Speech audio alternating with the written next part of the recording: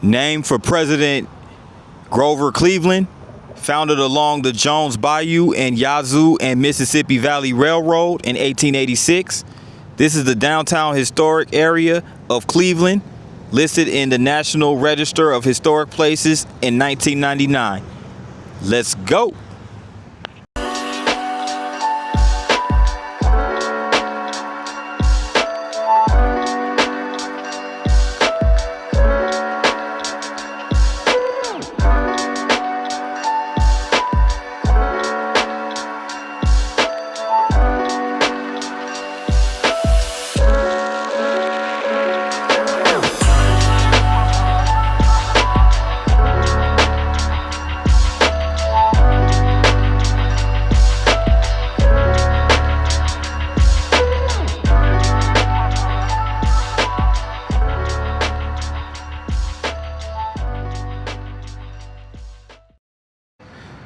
What up, good people?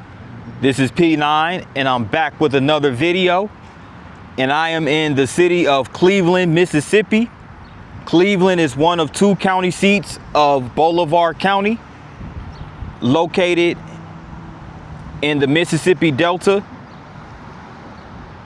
And the other county seat is Rosedale, which is roughly 19 miles away on the Mississippi River. But I am in Cleveland, Mississippi. And as you can see right here, I'm in downtown Cleveland on the main drag. Very commercial district down here. A large commercial economy. Numerous restaurants, stores, and services that are located along US 61, which is the Blues Highway.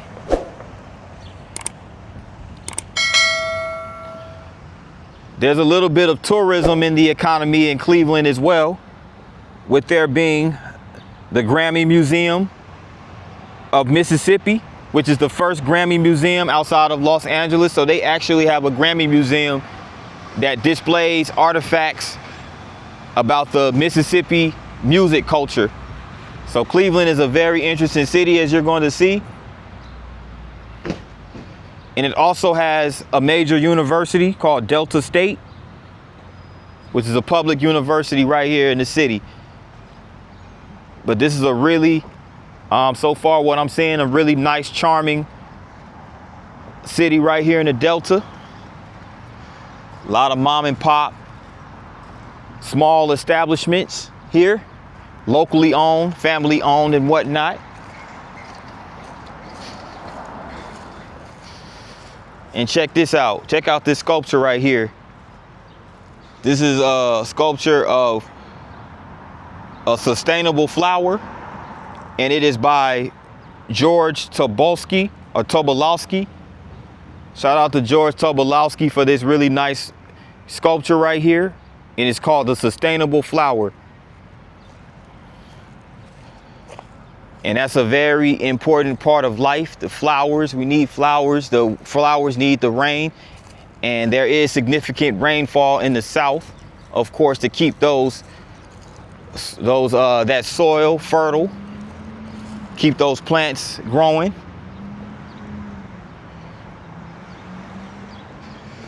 But as you can see, there's a lot of it's like bridal shops and jewelry stores and antique shops that are right here.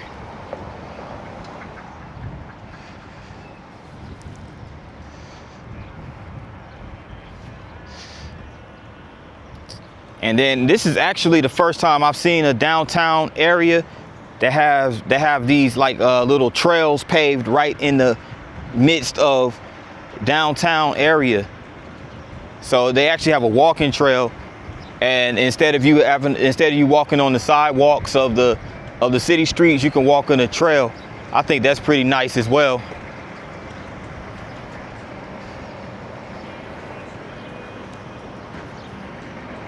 Yeah, that's really cool. Really cool. How you doing, sir? Doing, sir?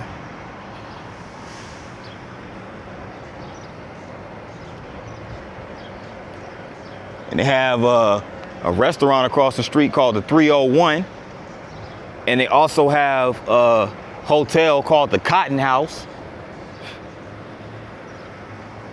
It's a really nice big hotel. Looks like an upscale hotel right here. Very modern looking, architecturally speaking.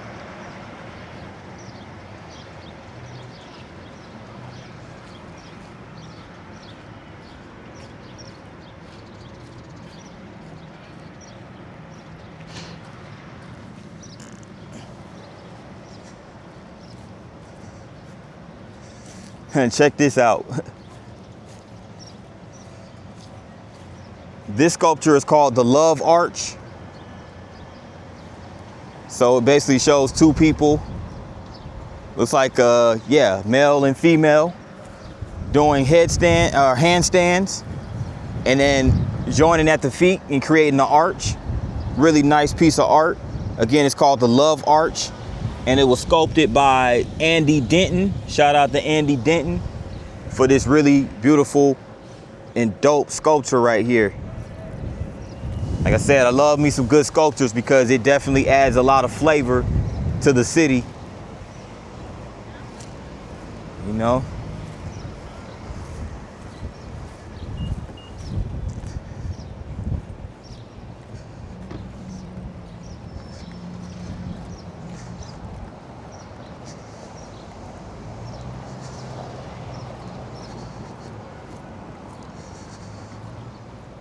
So, as far as railroad travel was concerned, Cleveland's part of history on the railroad was part of the Louisville, New Orleans, and Texas Railroad. So the Louisville, New Orleans, and Texas Railroad ran through this town. And there's a remainder of the portion of the railroad that still remains here to this day.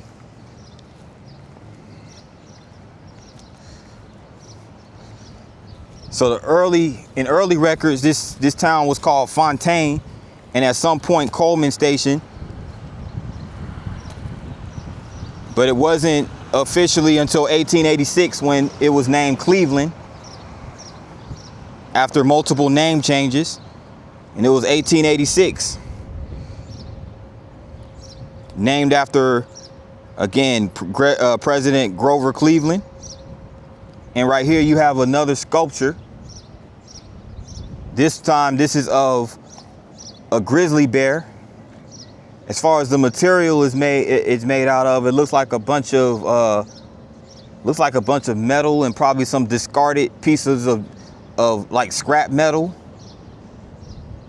Looks like scrap metal and a bunch of other discarded items. But it's nice of the materials that they use to put together these sculptures. And this is by Vanny Chanel. Vanny Chanel or Vanny Chanel. I'm not sure if I'm pronouncing the last name correctly, but it's called The Grizz. It's really nice artwork. Vanny Chanel. The Grizz.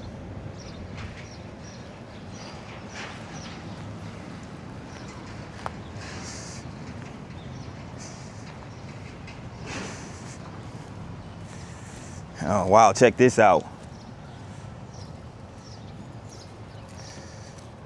This looks like an iron. This looks like this was used like in an iron manufacturing warehouse or something of that sort. It's really dope. But it's called the Appalachian Balance Beam. And this piece of art is by Durant Thompson. This is really cool, really nice. They have a Heidi screen printing across the street. So they have a screen printing spot where you can get your monogram screen printing and gifts and accessories. They have like a ladies warehouse or ladies wear shop called Sans Touch and Zoe Coffee Company.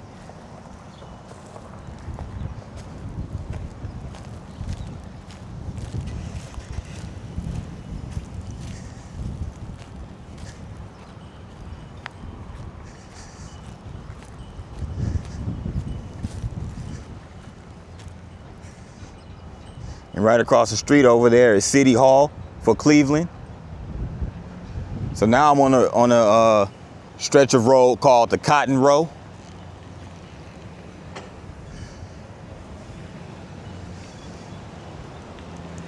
Real interesting, very interesting.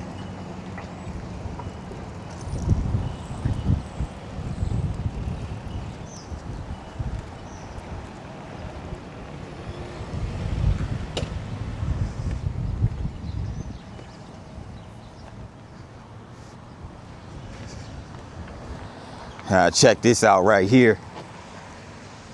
They even have their own little Love Cleveland sculpture right here. The white heart and the green letters. That's really dope.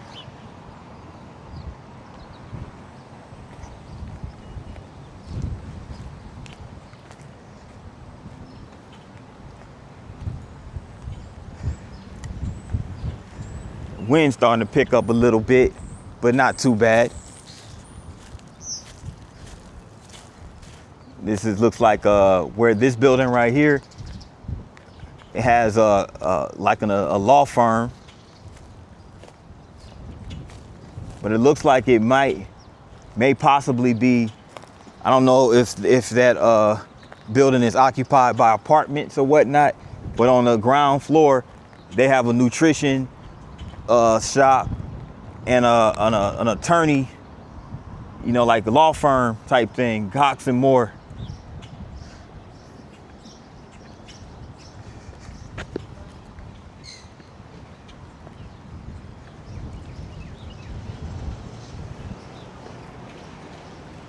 And by the way, this stretch right over on that side is called Sharp Avenue. It's the corner of Sharp and Court Street. So I think down that way would be the county courthouse.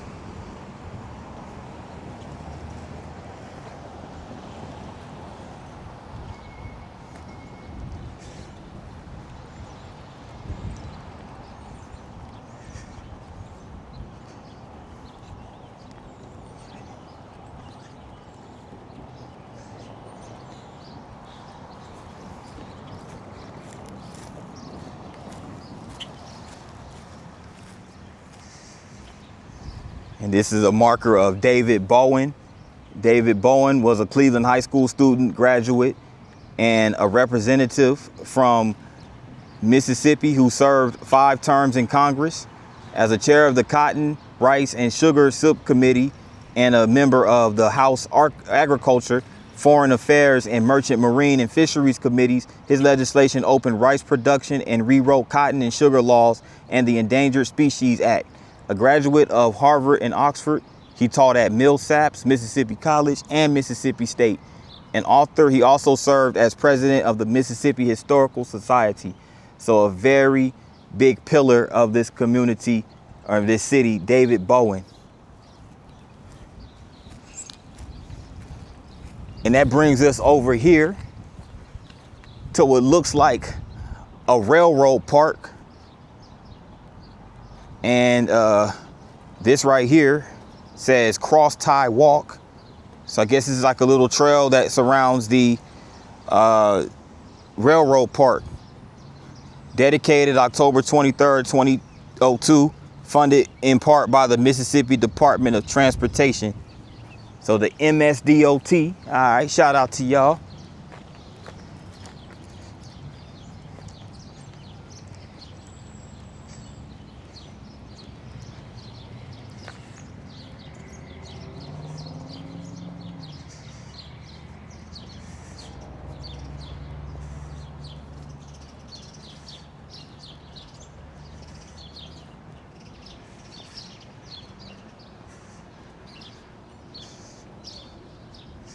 And check this out.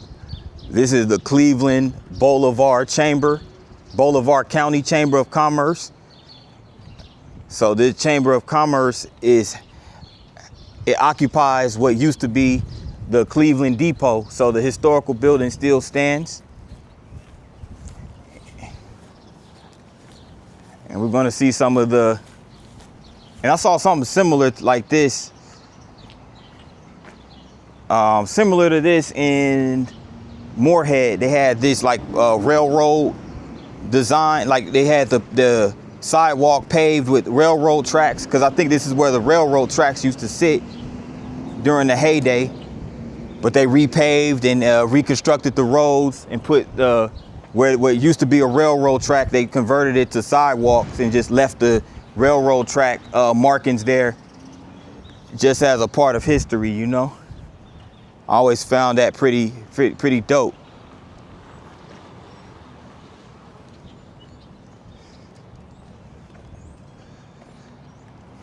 But check this out. This is a railroad car of the Illinois Central 9852, Cleveland, Mississippi. And check this out. This is Cleveland, Mississippi, which is a city built around rail.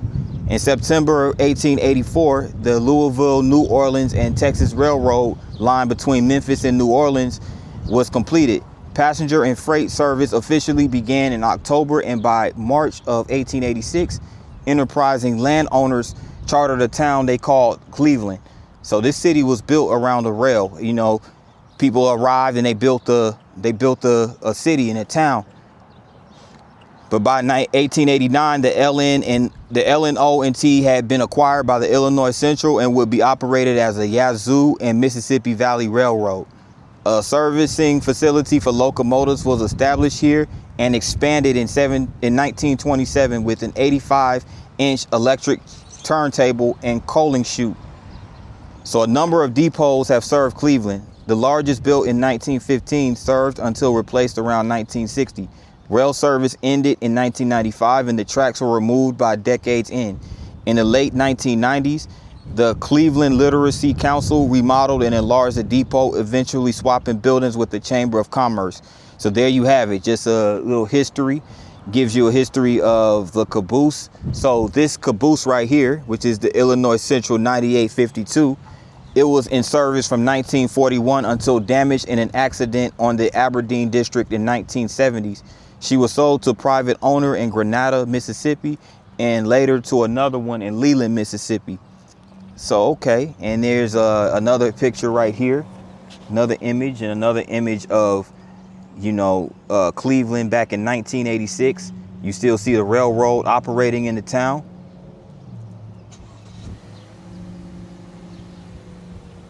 And this is a diagram of railroads that were maintained in engineer drawings. So they gave the dimensions, the weight, all of those type of things. It's just basically a blueprint, and this is what the engineers did. They would design the trains, they would draw out a diagram, an illustration, and you know, that's how they innovated. That's how they innovated. Railroaders had a variety of distinctive nicknames for the caboose, including Crummy, Shack, and Shanty. The cars brought up the rear of every freight train and housed the conductor, brakeman, and flagman. Okay. Here you have some workmen working on the caboose right there.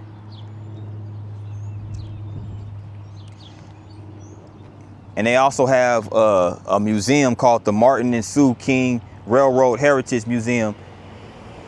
So if you're a rail fan and a railroad enthusiast like myself, they do have a museum for railroad heritage right here in Cleveland. If you know, interested in checking out some exhibits that illustrate the history of Cleveland as far as railroads travel is concerned, they have this railroad museum right over here.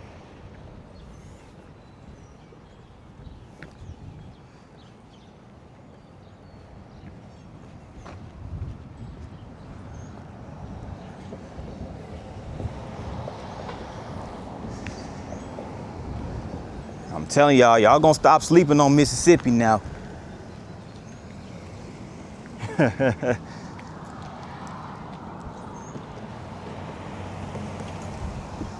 they got it going on. They have this, as I said, they have this railroad park along this trail. Nicely designed city, really.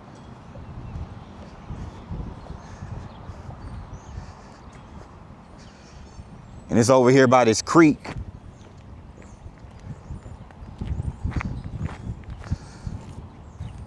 So all my nature enthusiasts out there. All my fitness and nature enthusiasts.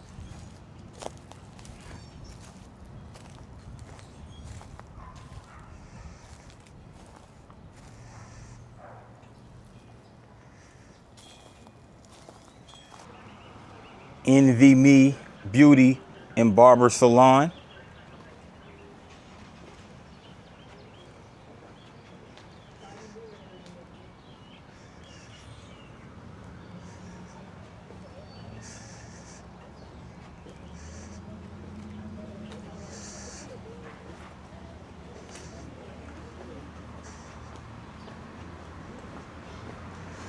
They got a booth for, they got a place right here for rent.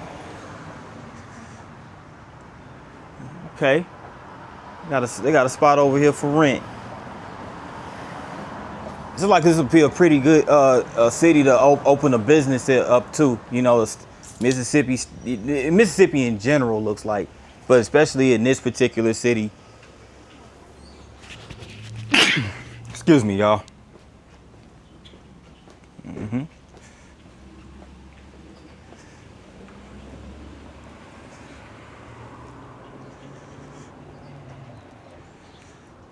Okay, they got a Mexican joint right here called Jose's Mexican Grill. They even got them a little lunch special right here. Happy lunch, $11. You get all of this right here, plus a drink. Okay. Well, all my Mexican food lovers. I like a little Mexican food myself, you know.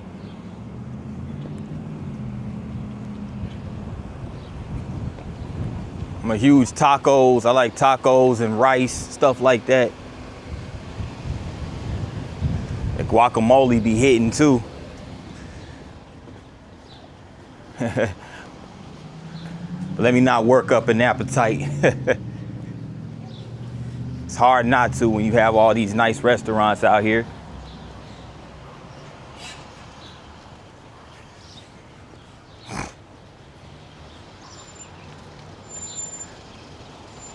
Yeah, it's real nice.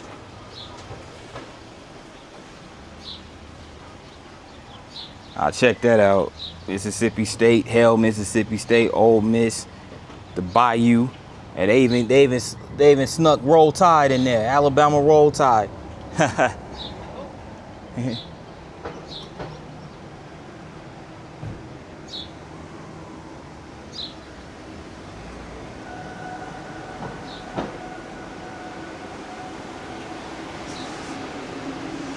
Delta Dairy, ice cream and frozen yogurt.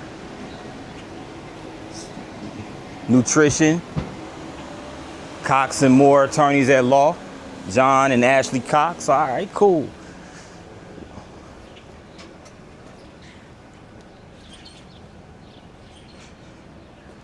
Man, it looks like a lot of investments have been made into Cleveland. I mean, out of all the Delta cities that I've visited so far, it looks like the most investments have been made from a commercial standpoint right here, especially in the downtown area right here in Cleveland.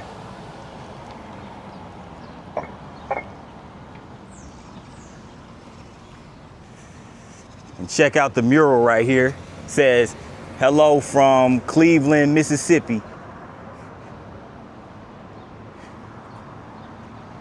They have Cleveland, you have Cleveland, Ohio, and you have Cleveland, Mississippi. I haven't been to Cleveland, Ohio yet. That's a video for a future date. But Cleveland, Mississippi, it's really dope. I'm outside the Delta Arts Alliance. Really nice artwork right here.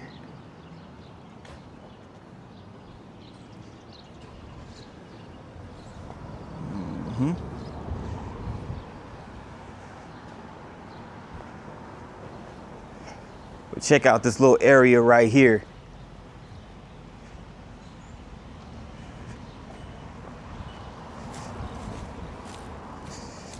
They have this horse painted in different colors.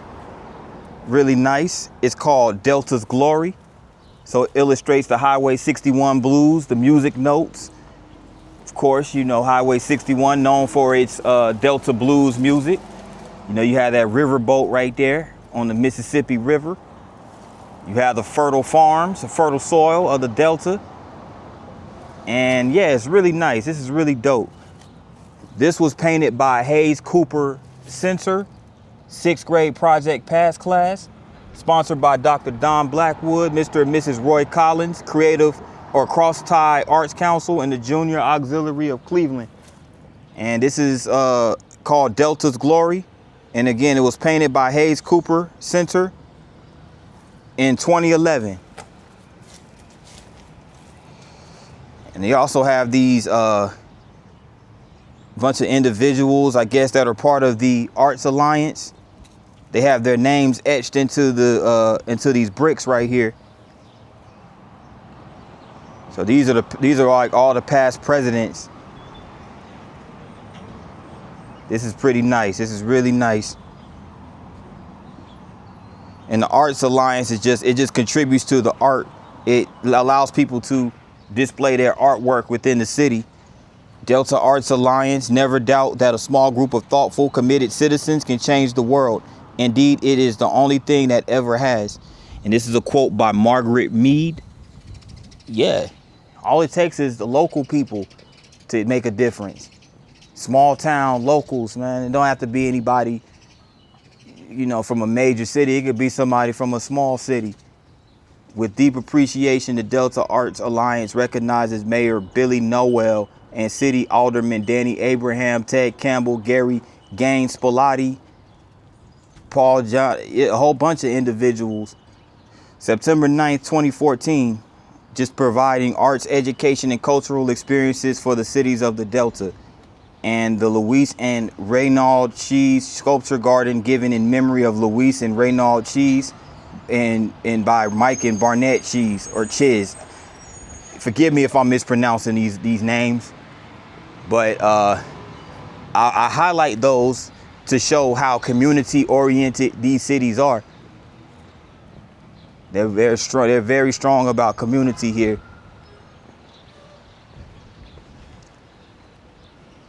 So this is the Arts Alliance right here.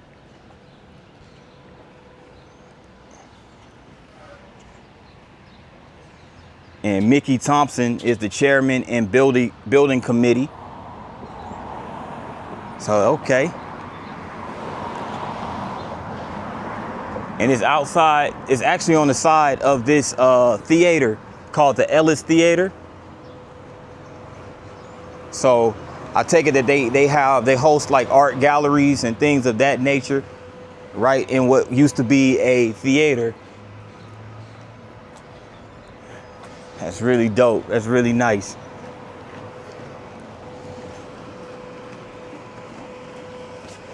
They got a restaurant across the way called A La Carte, or A La Carte. Studio 230. So I guess this will be sort of pretty much like the Arts District of Cleveland.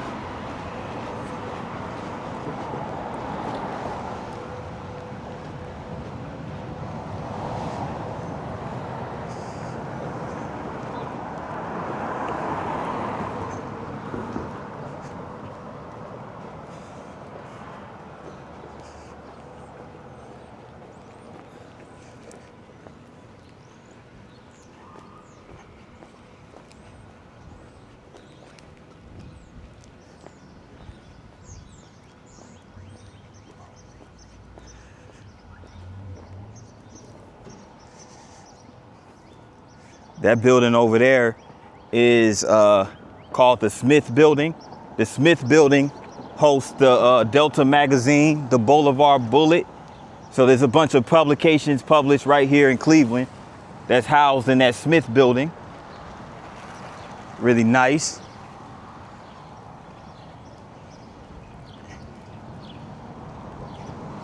And check this out. I believe this may be the county courthouse. It might be the Boulevard County Courthouse, but right outside of it is this marker, the enlightenment of W.C. Handy. As highlighted in previous videos, W.C. Handy is the godfather of blues music, very historical figure in the blues category, especially in the Delta. In W.C.'s famous account of his enlightenment in Cleveland, a ragged Local trio was showered with coins after Handy's orchestra of trained musicians had been unable to similarly excite the crowd. In early manuscripts of his book, Father of the Blues, Handy identified the leader of the trio as Prince McCoy, but when the book went to press in 1941, McCoy's name had been removed. McCoy later led a popular orchestra in Greenville, but never received public recognition for his role in inspiring Handy. So shout out to W.C. Handy. Now at the back of this marker, it's real scratched up, so I can't make out. But he became known as the father of blues. I said the godfather of blues, but he's really the father of blues. The godfather of soul was James Brown, but that's a whole nother discussion. But yeah, this is I can't really make out what's on this marker, but you get the idea. McCoy's trio, W.C. Handy, major contributors to the history of the Delta Blues. And yes, this is the Bolivar County Courthouse right here. And you also have this monument in memory. It's like one of those Confederate monuments, I guess.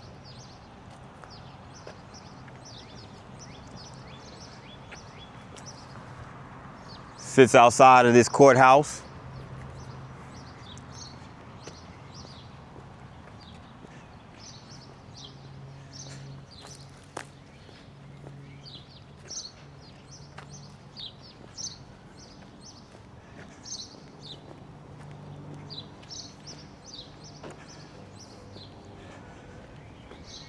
Okay, they got these bags of hardwood mulch right here for gardening purposes.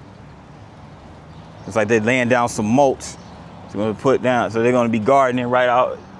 Apparently gonna put a garden out here, grow a garden right over here on the side of this courthouse. Nice, nice.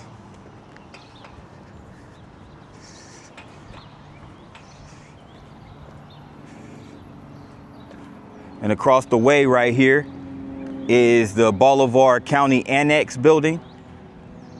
That's associated with the courthouse.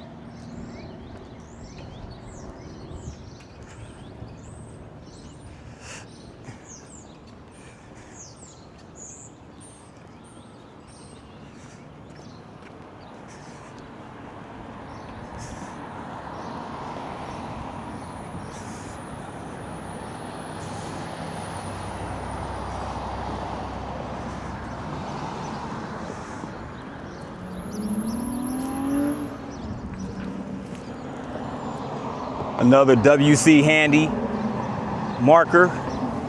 Delta Blues inspires Handy. While leading his orchestra at a dance on this site in 1905, Handy was unable to perform requested blues numbers. A local band stepped in and stole the show. My enlightenment came in Cleveland. That night, an American composer was born. He wrote. Handy later penned such blues classics such as Memphis Blues and St. Louis Blues. All right. Again, you know, when you think about cities that are really big on the blues circuit, you have Chicago, Memphis, St. Louis, and New Orleans. And of course, a bunch of cities and towns on in Mississippi and the Mississippi Delta.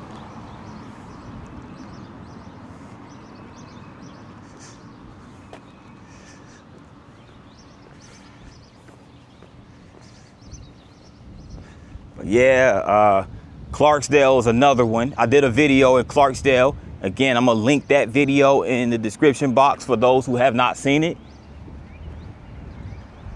Now, First Baptist Church right here.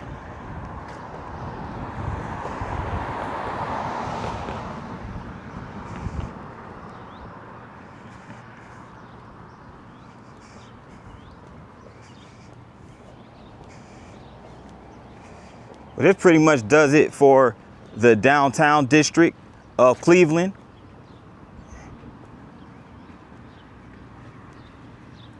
So on to the next phase. Delta State University. This is the campus of Delta State University right here in Cleveland. It's a public university right here. It's one of the two major universities in the Mississippi Delta region. The other one being Mississippi Valley, which is a historically black institute.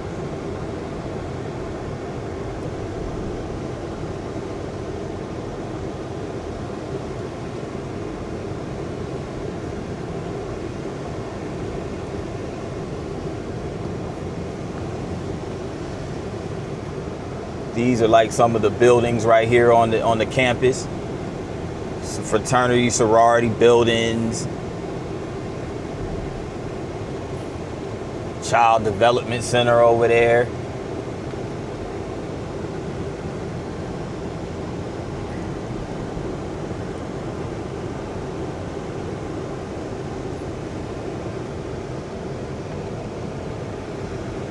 This is what the college looks like. There's more, but I just wanted to get some of this over here.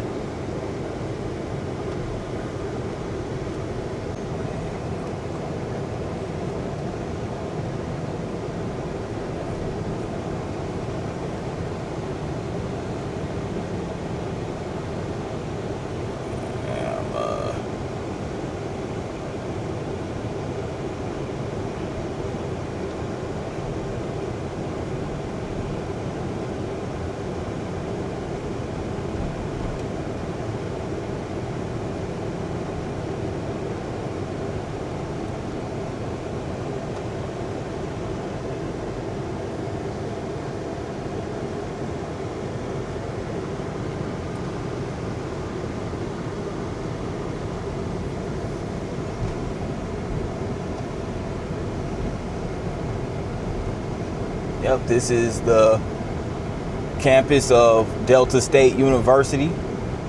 Overall, nice campus.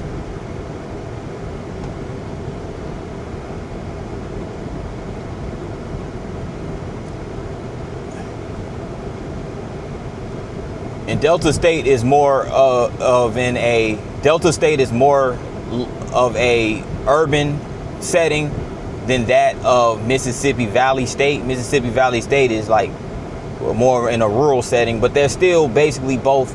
They're still in both in the Delta and still in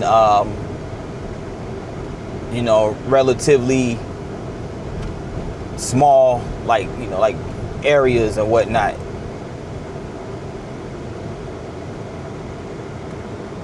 But that concludes this vlog right here in Cleveland, Mississippi. I'd like to thank everybody who tuned in to the channel and to the video. And if you like this video, make sure you hit the like button. Also, if you're new to the channel, make sure you hit the subscribe button along with the notification bell. That way you get notified each and every time I drop a new vlog. And again, thanks for watching and have a great day.